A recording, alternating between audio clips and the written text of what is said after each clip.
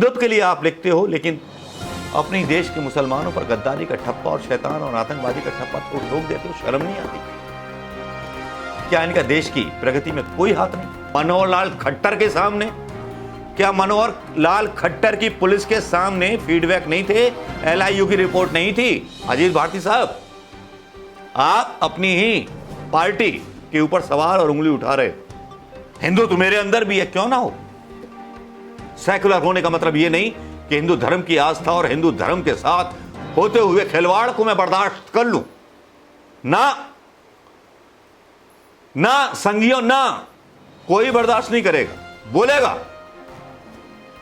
और सनातनी तो बोलेगा, क्योंकि तुम उन लाशों पर राजनीति करते हो। भारतीय जनता पार्टी के नेताओं के बेटे बड़े बड़े विदेशी स्कूलों में पढ़ करके आते हैं और बड़ी बड़ी पोस्ट पर रहते हैं। क्या अमित शाह का बेटा किसी बजरंग दल की इकाई का हिस्सा है? क्या चीफ मिनिस्टर शिवराज सिंह चौहान का बेटा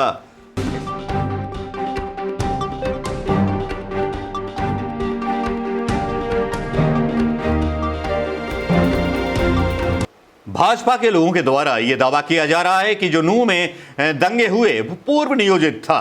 कई ऐसे इस्लामिक या मुसलमान जो है जिनके बारे में ये बताया जा रहा है कि ये लोग फेसबुक पर जो थे बोल रहे थे कि आने दो, सबक सिखाएंगे। और मोनू मानेसर ने भी कसम खा रखी थी कि भाई हम तो आएंगे ही कांड करने के लिए, हम जीजा जो ठहरे।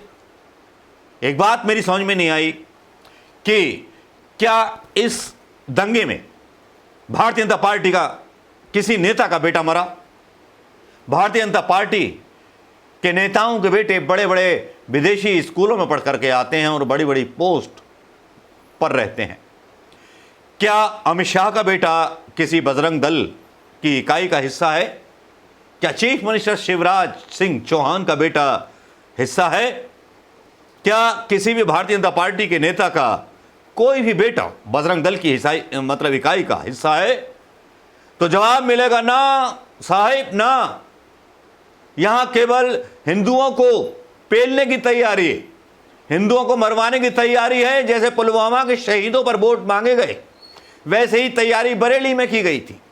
आज बरेली के उस आईपीएस ऑफिसर के पिता ने बोला और खुल करके बोला, उनकी ही देख रेख में अगर वो थोड़ी सी लापरवाही बरते होते तो कम से कम 100 कांवरियों का जो जत्था था उसमें से कम 10-20 तो मर जाते, क्योंकि वहाँ मुस्लिम आबादी बहुत अच्छी है, लोग धनी भी हैं और वो इन पर टूट पड़ते तो वहाँ कोई रोक नहीं पाता और इनकी मृत्यु हो जाती। मुसलमान तो कम मरते, लेकिन हिंदू जो है कम से कम 20 में क्यों होते। वहाँ तो इन्होंने बहुत अच्छा काम किया, लेकिन अच्छे काम का नतीजा जो है बुरा मिला, इसलिए हमको काफ़ी दुख है। और आगे आपसे भी बता रहा हूँ कि मैं बीजेपी का बहुत बड़ा पदाधिकारी था, मैंने बहुत पदों पर था, लेकिन आप लोगों के सामने तय करता हूं कि अब आज इसे मैंने तय कर लिया है कि अब बीजेपी को के खिलाफ ही रहूंगा। और बहुत बड़ा तो नहीं हूं, लेकिन 10-20 गांव में इतना जरूर है कि बीजेपी को जीतने नहीं दूंगा। कि मेरे बेटे ने उस गली से कांवड़ यात्रा को जाने की इजाजत नहीं दी जहां से 9 या 10 कांवड़ियों की हत्या हो जाती। कोई आम हिंदू, आम कमाने वाला, आम आदमी, गरीब आदमी, किसान आदमी का बेटा जो कांवड़ भर के लाता है भक्ति के साथ, कोई बीजेपी का नेता नहीं था उसमें शामिल, बीजेपी के नेता का कोई बेटा नहीं था शामिल उसमें। इस बाप ने सीधे सीधे बोला मारे जाते और मुसलमान भी मारे जाते, लेकिन मेरे बेटे आईपीएस प्रभाकर ने ऐसा कुकर्म नहीं होने दिया और मैं बीजेपी के खिलाफ प्रचार प्रसार करूंगा। लेकिन जो ये लोग मारे गए वो लोग कौन थे? हिंदू लोग। आज मेरे कुछ दोस्तों को बड़ा अजीब लग रहा होगा कि मेरा हिंदू तो जाग उठा है। हिंदू तो मेरे अंदर भी है, क्यों ना हो। सेकुलर होने का मतलब यह नहीं कि हिंदू धर्म की आस्था और हिंदू धर्म के साथ होते हुए खिलवाड़ को मैं बर्दाश्त कर लूं ना। ना संगियों, ना कोई बर्दाश्त नहीं करेगा। बोलेगा और सनातनी तो बोलेगा, क्योंकि तुम उन लाशों पर राजनीति करते हो, हिंदुओं की, जिनकी आप राख का भी तमाशा बना देते हो, एक शो बना देते हो। मारे गए होमगार्ड नीरज, मारे गए प्रदीप शर्मा, मारे गए होमगार्ड गुरु सेवक, मिठाई बेचने वाले शक्ति सिंह और बजरंग दल का वर्कर अभिषेक, इन घरों में आज मातम होगा। जो मरे हैं उन घरों में भी मातम होगा जो मुसलमानों की तरफ से मरे हैं। बहुत सारी चीजें चली सोशल मीडिया पर। यह तक बोला गया कि आरएसएस के लोग सादा वर्दी में, मतलब सादा कपड़ों में फायरिंग कर रहे थे, आरोप लगाए गए। और एक अजीत भारती साहब हैं सोशल मीडिया पर, वो शब्दों के लेख से आंदोलित कर देते हैं लोगों को। अच्छी बात है। कभी कभी व्यग्र होकर के, परेशान होकर के मोदी जी की आलोचना भी कर देते हैं। अजीत भारती फेसबुक पर भी थे पहले। मैं इनको काफी दिनों से देख रहा हूं। इनके शब्द, इनके विचार, इनका यूट्यूब चैनल भी कम भड़काऊ नहीं है। कभी शांति की बात नहीं करते। नूह मेवात की लिखते हैं, नूह मेवात की हिंसा कोई साधारण हिंसा नहीं, वरन एक पूर्व नियोजित आतंकी नरसंहार है। ठीक है अजीत भारती जी, तब क्या आप ये बोलना चाहते हैं कि मनोहर खट्टर की सरकार में यह हुआ, जिनकी पुलिस, जिनका प्रशासन, उनके होते हुए यह हुआ? कांग्रेस की सरकार तो नहीं थी वहां पर। जब गांधी परिवार के राहुल गांधी को संसद से निकाला जा सकता है, तो मेवात के उस सांसद की या एमएलए नेता की क्या औकात मनोहर लाल खट्टर के सामने? क्या मनोहर लाल खट्टर की पुलिस के सामने फीडबैक नहीं थे? एलआईयू की रिपोर्ट नहीं थी? अजीत भारती साहब, आप अपनी ही पार्टी के ऊपर सवाल और उंगली उठा रहे। इसे दंगा कहना है, इसकी विभीषिका को छोटा करना है। मेवात के मुसलमान आतंकियों से न केवल स्वचलित बंदूकों का प्रयोग किया, बल्कि इनकी तैयारी दिल्ली के हिंदू विरोधी दंगे और नरसंहार की तरह सुनियोजित थी। दिल्ली में नरसंहार किसका हुआ?